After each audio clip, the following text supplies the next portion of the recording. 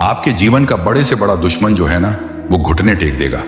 मेरे प्यारे बच्चे, आज मैं स्वयं तुमसे बात कर रहा हूं। आज की वाणी बहुत ही विशेष है, क्योंकि यह केवल शब्द नहीं है, यह आशीर्वाद है, यह रक्षा कवच है, यह वह शक्ति है जो तुम्हारे चारों ओर अदृश्य रूप से खड़ी हो जाएगी। तुमने अक्सर देखा है कि जब जीवन में कोई बिना कारण विरोध करने लगता है, जब कोई तुम्हारी उन्नति से जलने लगता है, जब तुम्हारा भला होते होते रुक जाता है, तो समझ लेना कि केवल बाहरी शत्रु नहीं, बल्कि नकारात्मक ऊर्जा भी तुम्हारे मार्ग में खड़ी है।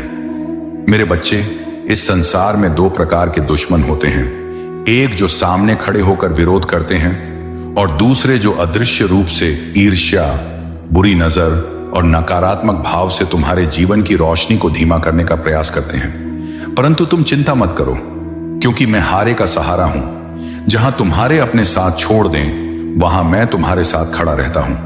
आज मैं तुम्हें एक सरल उपाय बताता हूं। यह उपाय कठिन नहीं है, इसमें कोई बड़ा तामझाम नहीं है, कोई महंगी सामग्री नहीं चाहिए। बस श्रद्धा चाहिए, विश्वास चाहिए और सच्चा मन चाहिए। मेरे प्यारे बच्चे, यदि तुम अपने घर में सुख समृद्धि चाहते हो, यदि तुम चाहते हो कि धन आए और टिके, यदि तुम चाहते हो कि शत्रु शांत हो जाएं, तो तुम्हें चाहिए 5 लौंग, 3 कपूर और 3 बड़ी हरी इलायची। ये तीनों वस्तुएं केवल पदार्थ नहीं हैं, इनका अपना एक सूक्ष्म स्पंदन है। लौंग अग्नि तत्व को जागृत करती है, कपूर वातावरण को शुद्ध करता है और इलायची मधुरता और सौभाग्य का प्रतीक है। शनिवार या रविवार की संध्या, जब सूर्य ढलने लगे और आकाश सुनहरा हो जाए, उस समय एक दीपक लो।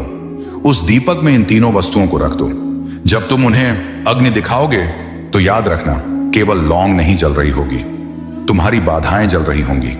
केवल कपूर नहीं जल रहा होगा, तुम्हारे घर की नकारात्मकता भस्म हो रही होगी। केवल इलायची नहीं सुलग रही होगी, तुम्हारे भाग्य की मिठास जागृत हो रही होगी। जब दीपक जल जाए, तो उसे एक थाली में रख लो और फिर पूरे घर के प्रत्येक कोने में उसे लेकर जाओ। मेरे बच्चे, कोना कोना बहुत महत्वपूर्ण है, क्योंकि नकारात्मक ऊर्जा हमेशा अंधेरे कोनों में छिपती है।